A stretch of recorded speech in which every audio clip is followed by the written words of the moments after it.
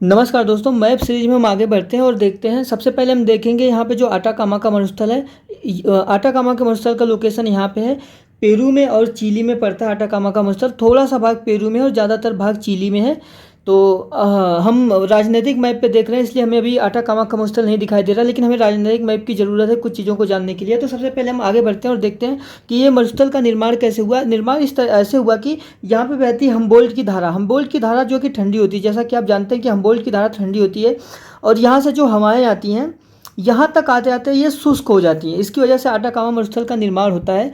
अब आटाकामा के मरुस्थल का निर्माण होता है तो यहाँ पे मरुस्थल का कुछ पारिस्थितिकी तंत्र बनता है। होता यह है कि यहाँ पे एक पक्षी पाई जाती है, एल्वेस्ट्रास। एल्वेस्ट्रास पक्षी अब कम पाई जाती है, इसके पहले बहुत ज़्यादा पाई जाती थी। जब ज़्यादा पाई जाती थी एल्वेस्ट्रास पक्षी थी, उसकी कुछ खास बातें थी कि जो उसका मल होता था उसमें क्या मिलता था, उसके मल को गुयानो कहा जाता था, और जो गुयानो होता था उसमें नाइट्रोजन मिलता था, और उसी नाइट्रोजन को इकट्ठा करने के लिए अफ्रीका से कुछ दास बुलाए जाते थे, और वो जो दास थे उनको बसाया गया था इस शहर में, अरिका शहर में। जो जो अरिका शहर है यहाँ पे बसाया गया था।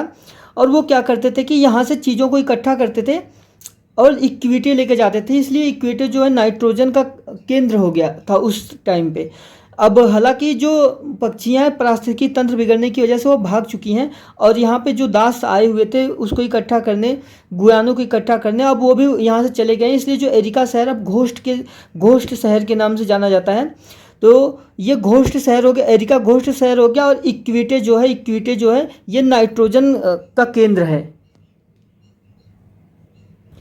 तो ये दो शहर बहुत इंपॉर्टेंट है दोस्तों। तो ये दो शहर बहुत ही इंपॉर्टेंट है दोस्तों, इनको याद करके रखिएगा। और आगे कुछ और शहर हैं जिसको हम लोग जानते हैं, चिकवी कमाटा।